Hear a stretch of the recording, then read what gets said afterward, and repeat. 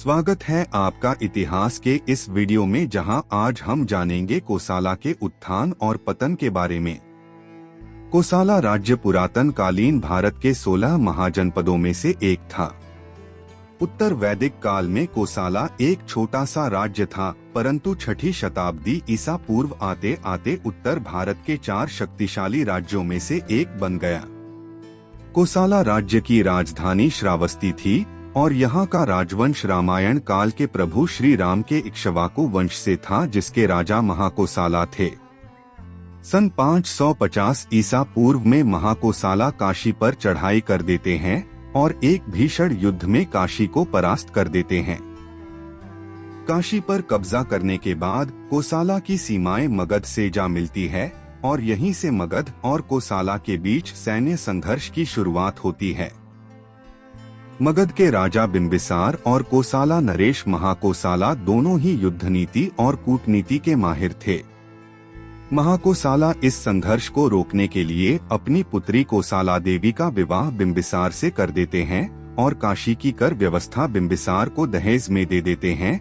यानी काशी पर प्रशासनिक अधिकार तो कोसाला का ही था, परंतु हर साल वसूला जाने वाला कर मगध को जाता था। सन 534 ईसा पूर्व में महाकोसाला की मृत्यु के बाद उनके पुत्र प्रसेनजित कोसाला का राजपाट संभालते हैं। प्रसेनजित तक्षशिला विश्वविद्यालय से शिक्षा प्राप्त किए थे और एक कुशल राजनीतिज्ञ थे। प्रसेनजित लिच्छवियों से अच्छे संबंध बनाते हैं, परंतु उनके ही एक सेनापति बंधुला की गलती के कारण लिच्छवियों से संबंध बिगड़ जाते हैं। दरअसल एक दिन बंधुला अपनी पत्नी के साथ लिच्छवियों के पवित्र कुंड में स्नान कर लेता है और इससे बात इतनी बिगड़ जाती है कि कोसाला और लिच्छवियों के बीच एक सैन्य संघर्ष शुरू हो जाता है, जिसे रोकने के लिए पहले तो प्रसेनजित बंधुला और उसके पूरे परिवार की हत्या करवा देते हैं और फिर लिच्छवियों से समझौता करके युद्ध को आगे बढ़ने से रोक देते हैं।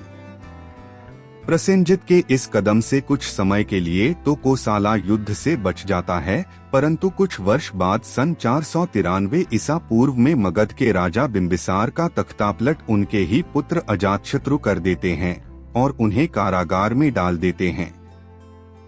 सन 493 ईसा पूर्व से 491 ईसा पूर्व के बीच अजातशत्रु बिंबिसार की कारागार में ही हत्या करवाकर खुद मगध के राजा बन जाते हैं।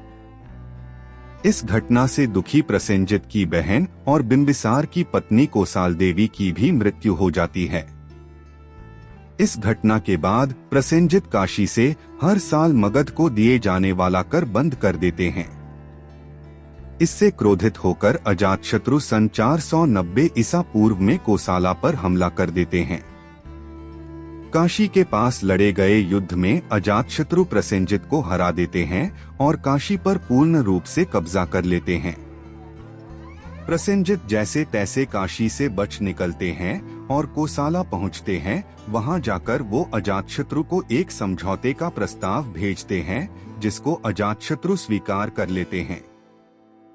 इस समझौते के तहत अजातशत्रु का विवाह प्रसेनजित की पुत्री वजीरा से होता है और काशी पर मगध का पूर्ण नियंत्रण हो जाता है। इस समझौते के बाद प्रसेनजित की छवि कोसाला में कमजोर होने लगती है और इसका फायदा उठाते हुए बंधुला के समर्थक प्रसेनजित का तख्तापलट करने के लिए प्रसेनजित के पुत्र विदूधभा की मदद करते हैं। विदूधभा प्रसेनजित का तख्तापलट तो कर देते हैं, परंतु उन्हें कैद नहीं कर पाते हैं।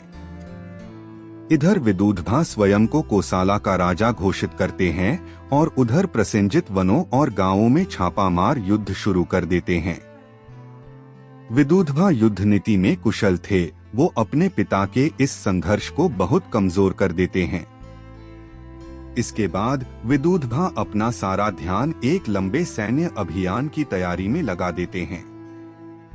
इस सैन्य अभियान की शुरुआत विदूधभा कलामा राज्य पर चढ़ाई से करते हैं। कलामा पर कब्जा करने के बाद विदूधभा सक्या राज्य पर हमला कर देते हैं और सक्या को हराने के बाद उसके बगल के राज्य कोलिया पर आक्रमण कर देते हैं। कोलिया को एक भीषण युद्ध के बाद हरा देते हैं और पूरे जनसंघ पर कब्जा कर लेते हैं। इस सफल सैन्य अभियान के बाद कोसाला काफी कमजोर हो जाता है, जिसका फायदा प्रसेनजित एक आखिरी बार उठाने की कोशिश करते हैं, परंतु विदूधभा उन्हें फिर हरा देते हैं। इस बार प्रसेनजित घायल अवस्था में मगध की ओर जाते हैं और कुछ दिनों में राजगृह के नगर द्वार पर मृत पाए जाते हैं। इस घटना को बहाना बना के अजातशत्रु कोसाला और मगध के बीच हुए समझौते को तोड़कर कोसाला पर आक्रमण कर देते हैं और एक भीषण युद्ध में विदूधभा को हरा देते हैं। इस युद्ध में विदूधभा की मृत्यु के बाद कोसाला के एक गौरवशाली युग का अंत हो जाता है। तो दोस्तों, अगर आपको यह वीडियो पसंद आया तो इसे लाइक करें और इसी तरह के इतिहास से जुड़े वीडियो देखने के लिए प्लीज हमारे चैनल को सब्सक्राइब करें और हाँ, बेल आइकन को जरूर दबाएं ताकि इतिहास से जुड़ी कोई भी जानकारी आपसे छूट न जाए।